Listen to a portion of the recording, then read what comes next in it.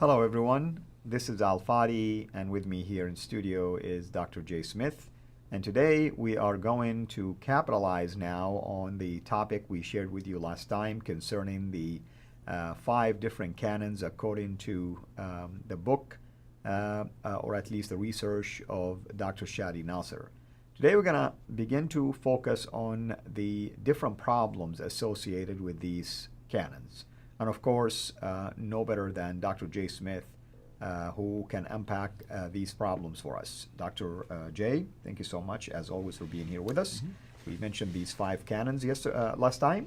So what are these different problems that we can now focus on as it applies to each one of them? Yeah, Dr. Shadi Nasser goes through these 5 different canons. What I like to do is take each one after another. And let's start with the first canonization. And to do that, we need to go back to the 7th century. Let's look at the slide. And we have to go back to what we know about how this canon was put together. And this is all from Sahih Bukhari, volume 6, book number 61, hadith number 510. You can start with hadith number 509 to talk about Abu Bakr's. We're now in the mid-7th century, 652, where he's talking about Uthman's canon. So this is Uthman's canon in Al-Bukhari. And when you look at, I don't want to read it all, you have it there in the Arabic, you have the English rendition. Let's just summarize what's happening here, what it's telling us. Right. What it's telling us is that there was another battle. Remember the first battle of Yamama in 632 right. is why they had to put the first Quran together. Now you have a second battle. This is happening up in Azerbaijan, and you're having a lot of the Medinans from Mecca and Medina who are from the Hijaz. They're going up to Azerbaijan to fight against the Azerbaijanis. They're joined by those from Iraq and others from Syria. Right. And they're all together, and after the fight is finished, they go into the mosque to do their prayers. And as they're doing the prayers, these Hijazi Muslims hear the Quran being recited in other dialects or other languages, and they're quite upset. Hudayfa, who's the leader, comes bittering all the way back down to Medina. He's absolutely angered by what he's heard. They even went to blows. They were fisticuffing each other because of what they were hearing. And he comes to Uthman, and he says to Uthman, we've got to do something about this. You can't have all these different Qurans. We must not be like the Christians and Jews who supposedly have different Bibles. We've got to just have one Quran. So they've gone up north, right, and they've heard an awful lot of different Qurans being recited in the north. Now they've come back down to the Hijaz. There's the north-south again.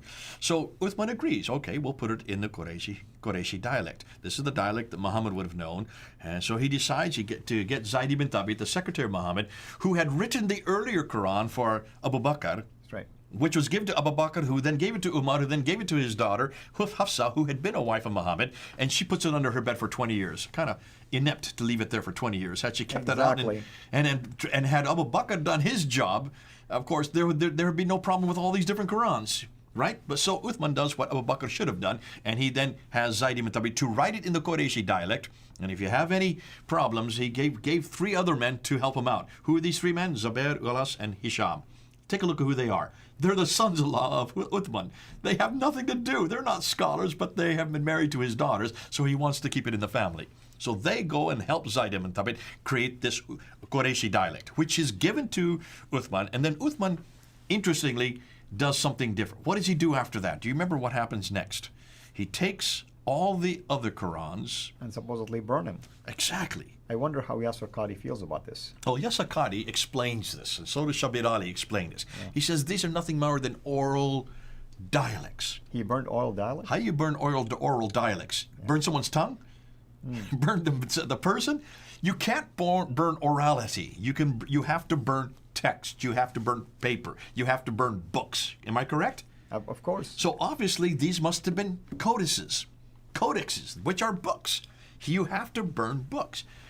What suggests to me that these books are in existence in Basra and Kufa and in Baghdad. Now, that's not their name at that time. That's their name for today. And he was burning those so that they would not disagree with the Qurayshi dialect that he now has written in a consonantal text. Can you see there's a problem with this, historically speaking? Because how would you today know how to read the Arabic text in a written form in different dialects in a written form? You have to have diacritical markings. Diacritical marks. You need dots, right? right? To know how to pronounce it. Exactly. Yeah. In order to, you can speak it orally and hear it spoken differently. And I think Yasser Qadi used the example of wa'a and water. See, that's only the difference is how you say it. Well, how you say it is different, but how would you write what you say in the text when you only have 16 consonants? And that's all they had was 16 consonants in the 7th century. Right. You can't. You have to have dama, kasra, and fatha to know between wa and water. And then you also have a ta versus a. So the ta would mean you would have to have 2 dots above it. Those dots didn't exist.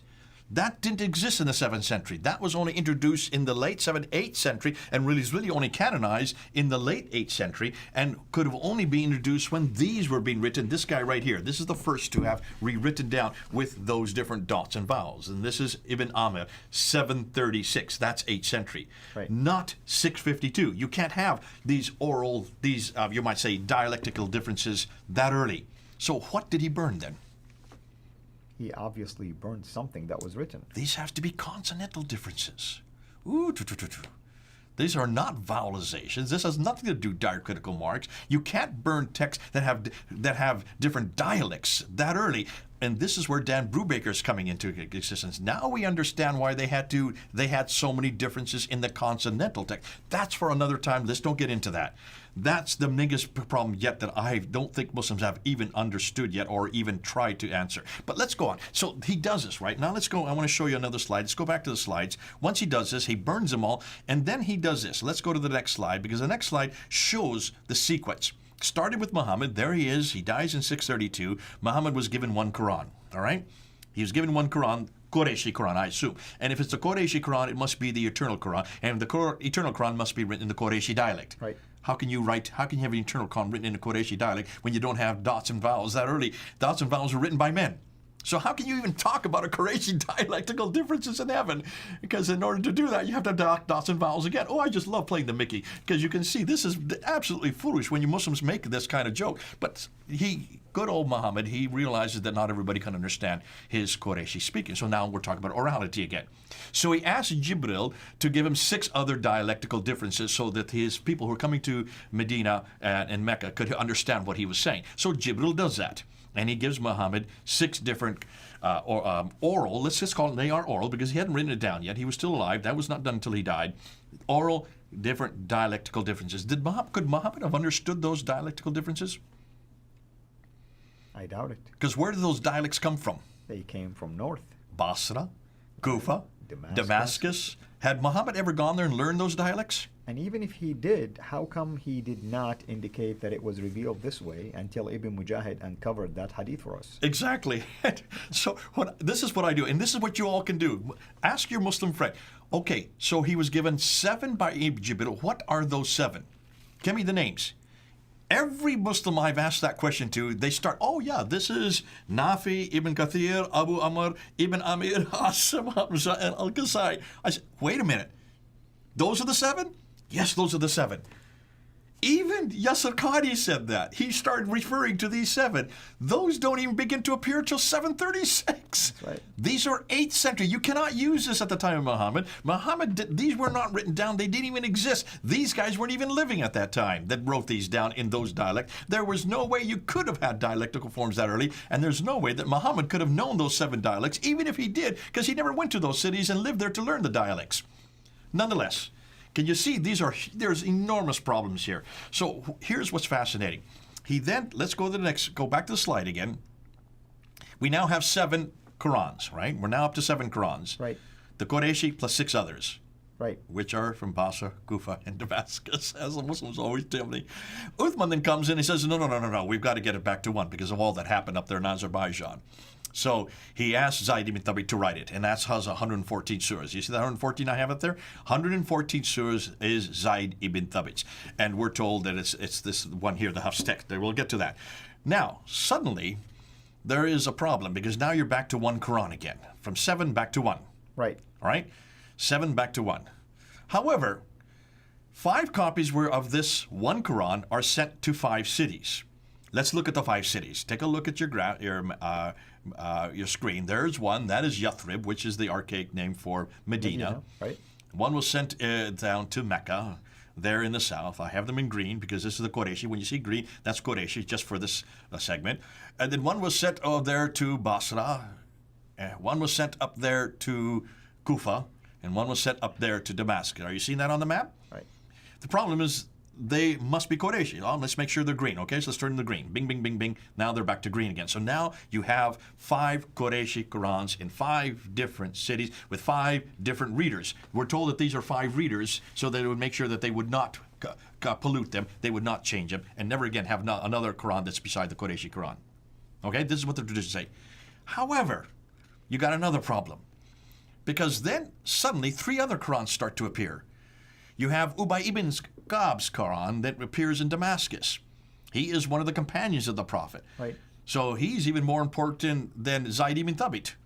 Remember, Zayd ibn Thabit was just a little lad when Ubay ibn Ka'b, and this guy here, Ibn Masud, had already written 70 surahs. And by the way, Ibn Masud has 111, some say 112 surahs. Ubay has 116. Take a look at there. So these are not 114s. These are completely different Qurans, aren't they? Right. And these are, take a look where they are. They're up in the north, in Damascus and in Kufa. That's in Syria and Iraq. So here you have Ubay ibn Ka'b with 116. He should have 114. That's not the same Quran. You have Ibn Masud, who has 111 surahs. That should be 114. That's too few. And they are not at all down here in Mecca, Medina. They're up in Syria and Iraq. And then you have a third one by Ibn Musa. And his is 114 surahs, so we're told. But can you notice the problem?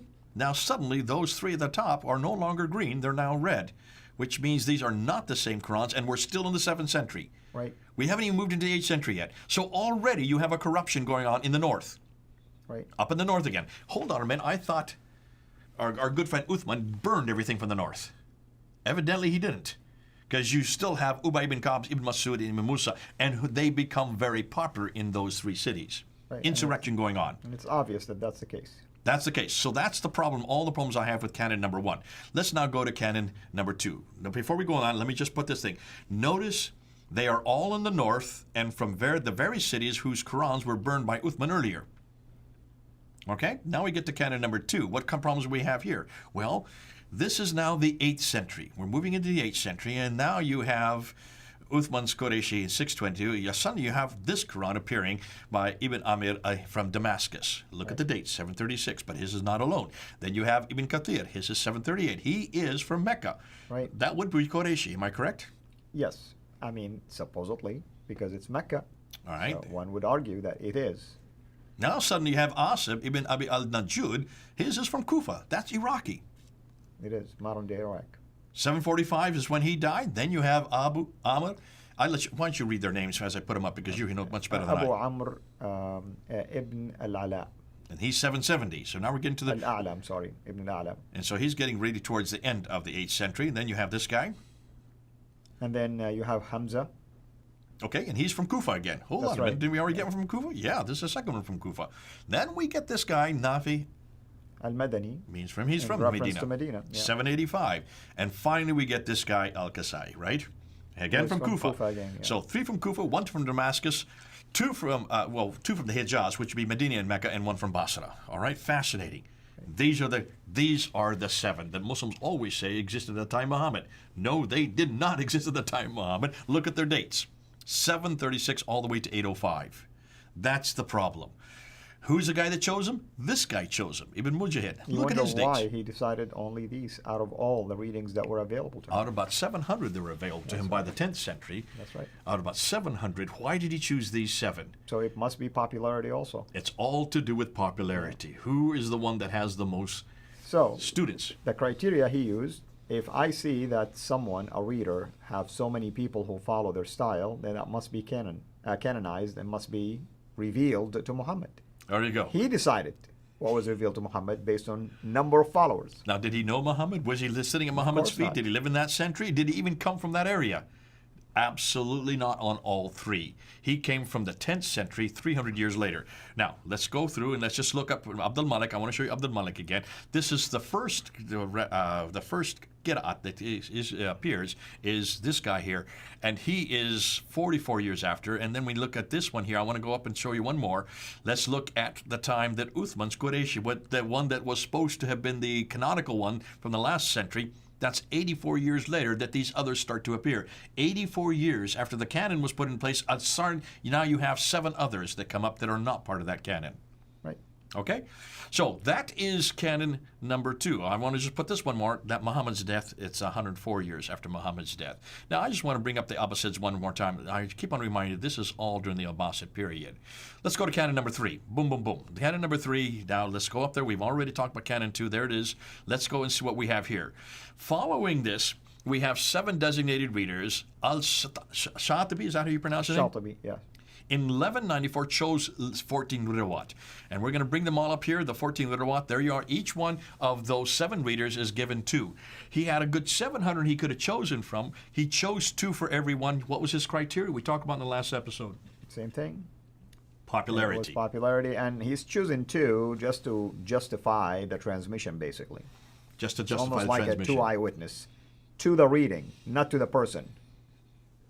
And the reason, you can see then there's another problem here. The guy named Warsh that we talked about earlier, he was not chosen for popularity. He was chosen for geography, Because I where want he people lived. to look at the dates. I mean, for instance, you have the reader in green. Look at the dates of those who are transmitting his material. They're not even his age or his time. And a lot of them were not students that even lived at the time that Exactly. they're supposedly their stable leaders lived.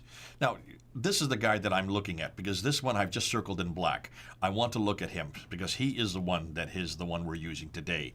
And he does not introduce his Quran for 144 years after Muhammad.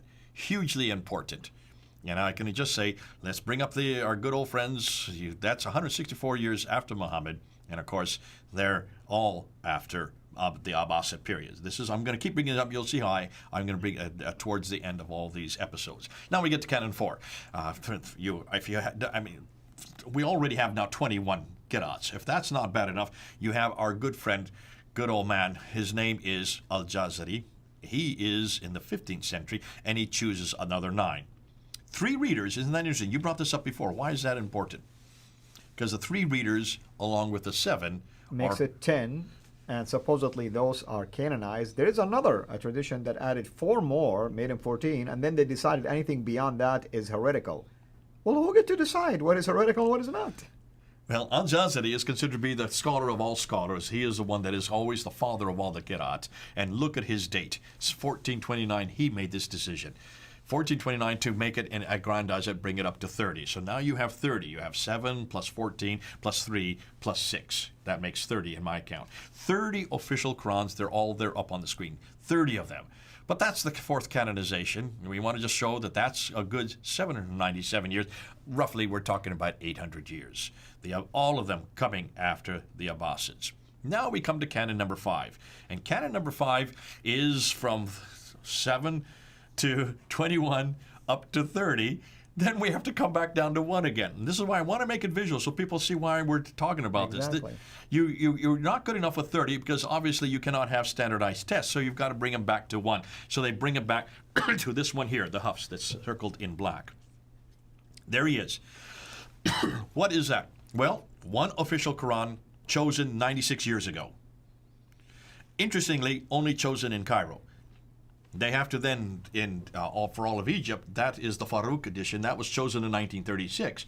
But that's still not good enough because if you want it for the whole world, then you have to go to King Fahd, who then chose this Quran in 1985. Why was Hafs chosen? Do you know the reason?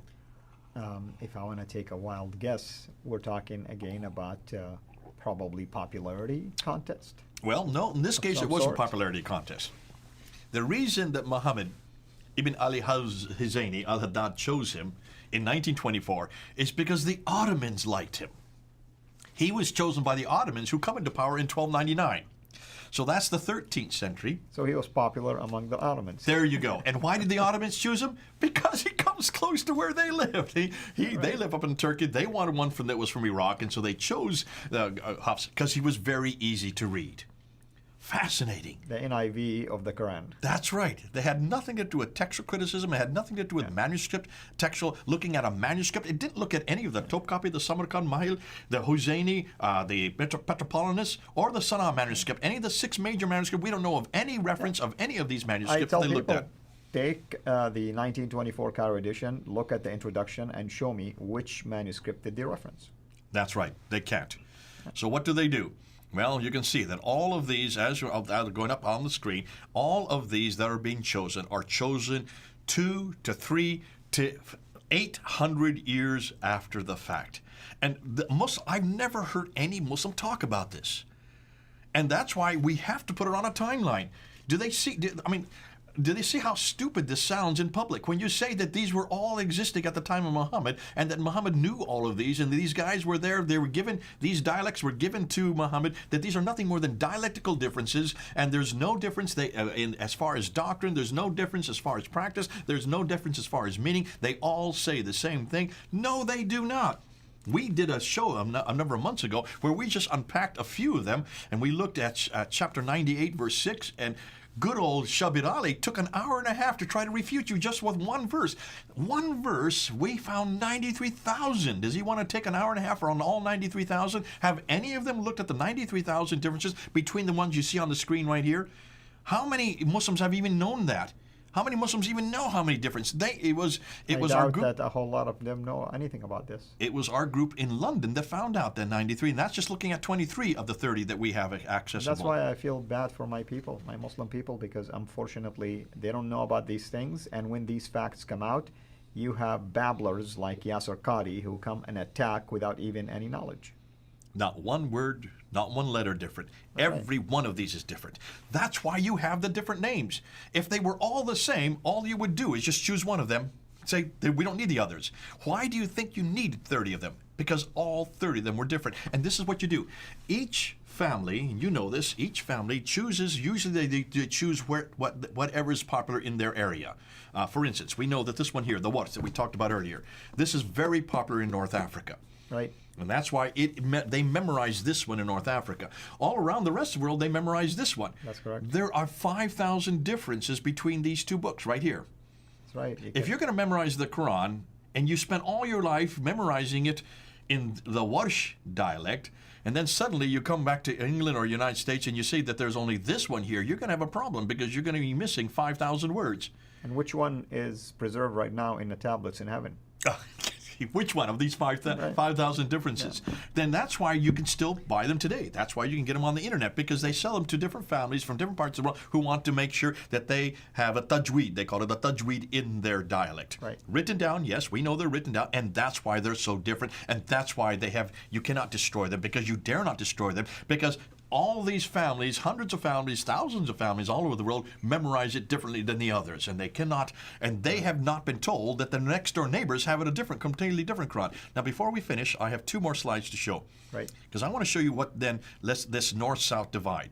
Notice this, what we call north dominance.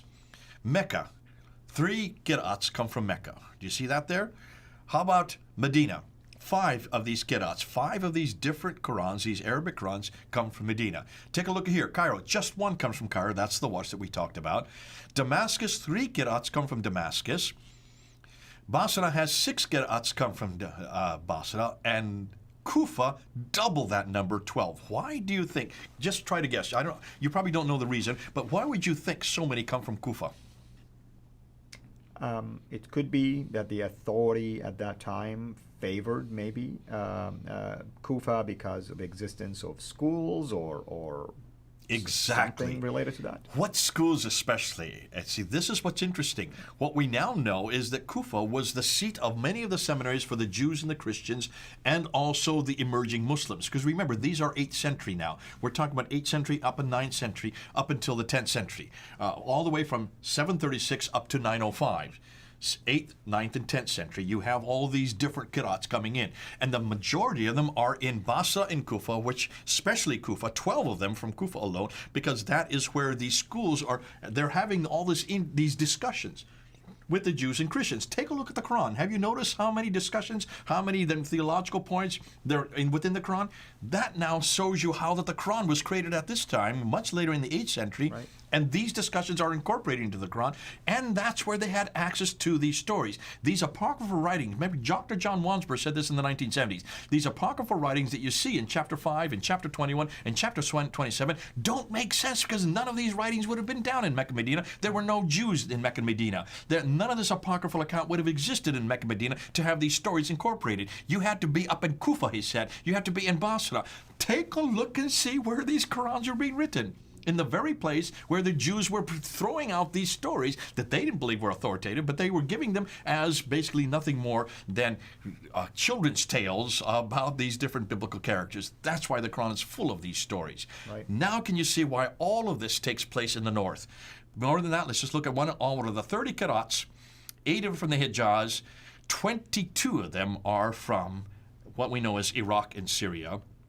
Today's Hafs is also from Kufa, which is Iraq. The conclusion, a minority of the Qurans originated in Mecca and Medina, while the majority were too far to the north. All of these northern areas, except Cairo, are where the Abbasids originated. You're going to get tired of me saying the Abbasid. You'll see why later on. Can you then understand why we're saying this? This is hugely significant.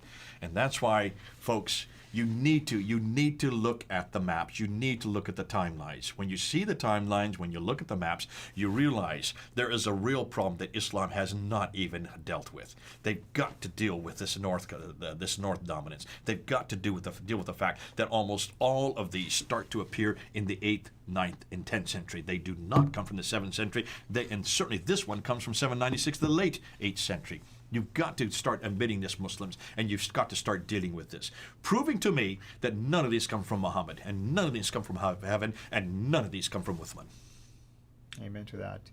So hopefully everyone is enjoying the series, enjoying the data that we are sharing with you. You can see now why we're asking these serious questions. Indeed, where is Muhammad, the real Muhammad? And if the sources that are telling us about him, starting with the Quran, have that many problems, then we have every right to ask questions like this about the Quran, the origin of the Quran, about the Qibla and the direction of the Qibla, and about Muhammad and the real Muhammad indeed, whether he was from Mecca or whether he was somewhere from another part, geographically speaking, which I don't want to get into right now until we get to that section in this particular series. Dr. J, as always, thank you so much for these amazing information that you're sharing with us, and hopefully everyone will be able to share this also with others, whether on YouTube, Facebook, or any other social media platforms. Thank you. Until next time, have a blessed day. Thank you so much for taking the time to watch this video. We can't make these quality videos without the help of partners like you. So please consider becoming a Patreon supporter today at patreon.com/Sira International. I want to make sure you always get notified when we release a new video. So please click the bell to be notified, and of course, make sure to subscribe to this channel. If this video was helpful to you, please click the thumbs up. Thank you.